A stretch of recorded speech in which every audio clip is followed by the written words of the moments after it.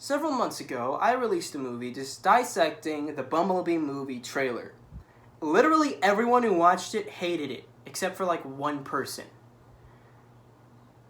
At the end of that video, I said that that was just a trailer, and I am willing to change my opinion if the movie ends up being good. And I would make a video saying that I think it's good, and the video about the trailer is now irrelevant. That is not this video. As a matter of fact, my opinion of the movie has stayed through for the longest time now. I have watched the movie, and it's about what I expected. So, basically, how it works is, we have this Michael Bay style flashback where we see all the Transformers in their G1 selves fighting on Cybertron. And then we get this Michael Bay style army where they automatically open fire on Bumblebee for no particular reason whatsoever. We then have the Michael Bay style Decepticon with no personality that gets killed in a minute. We then have the Michael Bay style protagonist Charlie, who is a complete Mary Sue. Her life sucks until she comes across Bumblebee. And then we have do you see where I'm going with this? A lot of people think that this movie is actually very different compared to the Bayformers, when in reality, they can't get more similar. Like, the plot points in this movie they actually follow a formula that is nearly identical to the Bayformers. It's actually sort of ridiculous, the way that some people say, oh, this movie is better because it has a different director. It is so different. It is literally the same movie compared to the last 5. I find it baffling that people think that this movie is automatically good just because it has a different director. That means nothing if the plot is still the traditional, boring plot of these Transformers live-action movies. Anyway. Just like a Michael Bay movie, we get a bunch of scenes, a ton of scenes, where nothing is going on. Okay, not nothing, just dumb stuff that is completely unrelated to the plot. For example, we have this whole subplot where Charlie is getting bullied by these girls, the typical bullies. The bullies from Mean Girls. So, we see the Mean Girl bullies around, and eventually it gets to a point where Bumblebee and Charlie go to her house and trash her car, and then run from the cops. And then that plot point is never touched on again. It's completely forgotten about. What was the point of that? No, really, what was the point of that? And for that matter, why does it with these Transformers movies and having so much focus on human plots that are completely unrelated to the actual Transformers stuff? Like, there was actually no reason as to why that plot point needed to be in there. They were probably trying to make the character of Charlie seem a little bit more human because she has human issues. Okay, great. But at the same time, that plot point of the whole bullies is completely different to the point where it could be its own movie. Like, it feels like a Mean Girls movie or something like that. It's so different compared to what's actually going on. It actually has no purpose. There's also this whole subplot about how she struggles with diving. Because she used to do diving back when her dad was alive. But ever since she died, or ever since her dad died, she stopped doing diving altogether. Another interesting plot point I need to sort of bring up is that Charlie and her dad also worked on getting a car fixed.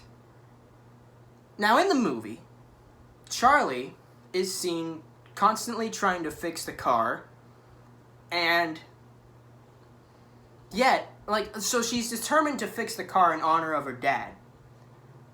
Yet she gives up diving in honor of her dad.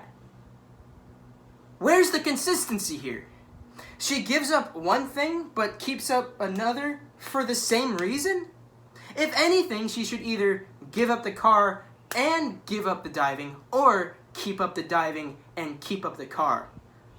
Why is there this sudden split between diving and the car getting fixed.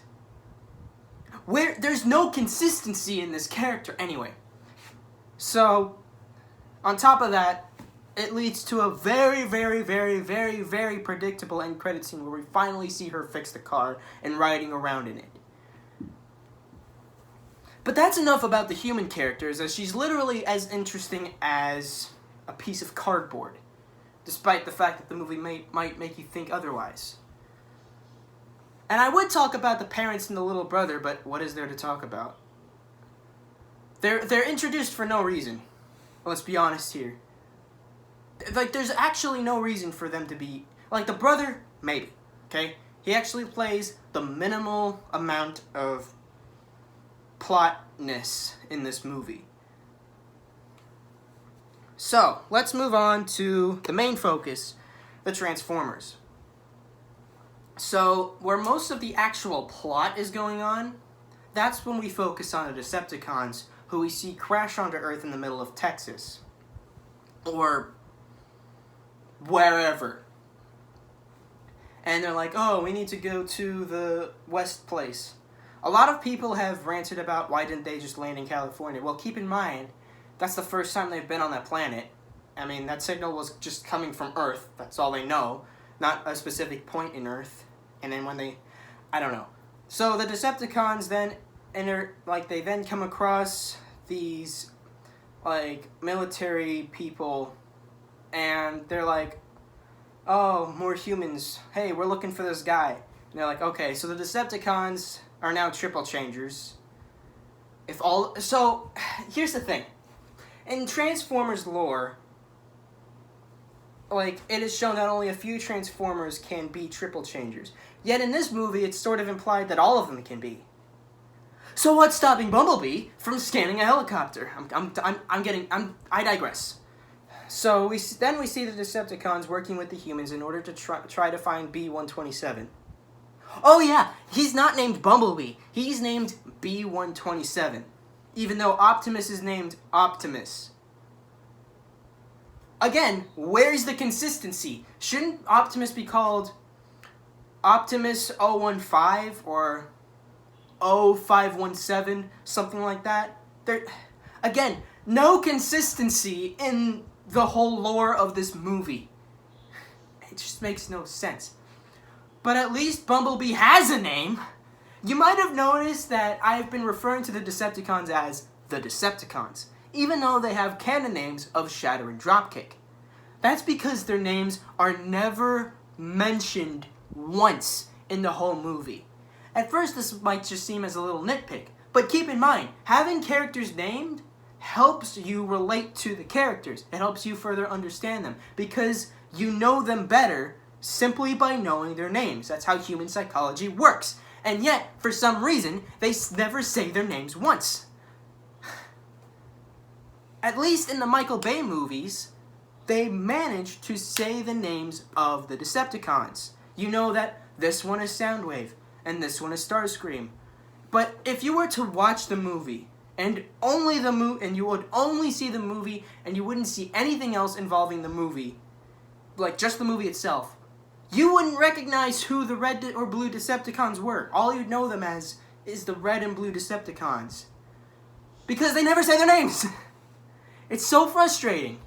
For some reason. Anyway, so the Decepticons capture Bumblebee. Finally, the plot actually has some sort of substance to it. They realize, oh, the Autobots are coming to Earth. Hey, let's call all the Decepticons first. Now, I feel like this is kind of reminiscent to how the Empire in Star Wars, The Empire Strikes Back, they sort of went to Cloud City first. You know, trying to have the advantage. But keep in mind, it's not like their Autobots are instantly going to be prisoners when they go to Earth and they find all the Decepticons there. No, that just means that the battle is going to continue there. That's it. That's all that means. Nothing else. So, what's stopping the Autobots from realizing the Decepticons are on Earth and just going to Mars? They did not think that through. So they hack this tower this radio tower that's somehow supposed to send signals all the way to Cybertron, even though it's God knows where in space. So, and plus, with how fast radio waves move, by the time that the Decepticons get the signal, I imagine the war would already be over. I mean, radio signals that went deep in space, if someone were to pick them up now, they'd get stuff about World War II. Okay? That's how slow radio signals move. Therefore, you know what? Never mind. I digress again. That's not the main focus of the plot. Let's just keep things focused. So we see them have the Michael Bay style fight with all the Michael Bay style explosions, and of course Bumblebee wins the fight because of course he does. And then we have this one scene at the end where Charlie's like, "You've got people who need you, and so do I. We must part ways for no reason." I just can't help but ask myself, why? Why does Charlie need to separate herself from Bumblebee? Like, she could go on all of these sort of adventures with Bumblebee. I mean, it's not like she wants to return to her home life. We see her constantly struggle through it, so this could be an escape for her. We can see her finally going on all of these sort of adventures. Plus, that can open up sequels. And yet, she doesn't do that. We also see Bumblebee scan a Camaro in reference to the Bayformers movies, because of course he does. So, that's Bumblebee. That's, like, I don't like this movie. I think a lot of people are thinking that this movie's a whole lot better simply because it has the whole G1-esque to it. Even though this was supposed to be a prequel to the Michael Bay Transformers, which is why Bumblebee's head looks like this and not like this. Seriously, like this was the whole point of the Bumblebee movie. It was supposed to be a prequel. I guess the release of Transformers: The Last Knight sort of messed that up a whole awful lot, and I don't blame them. But at the same time, if the purpose is to be a prequel, have it be a prequel. Why else do you think the early versions of the Bumblebee Optimus Prime figures look like the Bayformers Optimus? Because it was a prequel. And yet, for some reason, they now treat it as a reboot. So this movie ends up feeling very confused. So, with next to no plot, a bunch of confusion, typical Michael Bay traits, I think this movie is not only overrated, but on par with Transformers: Dark of the Moon. Not Revenge of the Fallen, Dark of the Moon. I say that because it's not as bad as Revenge of the Fallen. It's not as bad as The Last Knight. But it's as bad as the whole plot point of the Transformers is.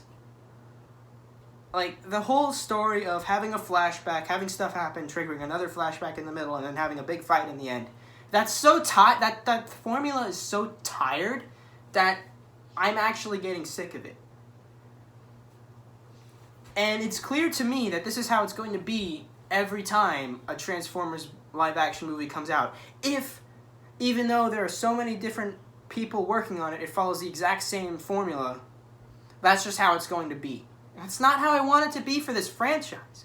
It's produced so much good stuff in the past, and yet it gives us this crap. I don't know. I just feel like they could have done better. Especially with all the high expectations for this movie.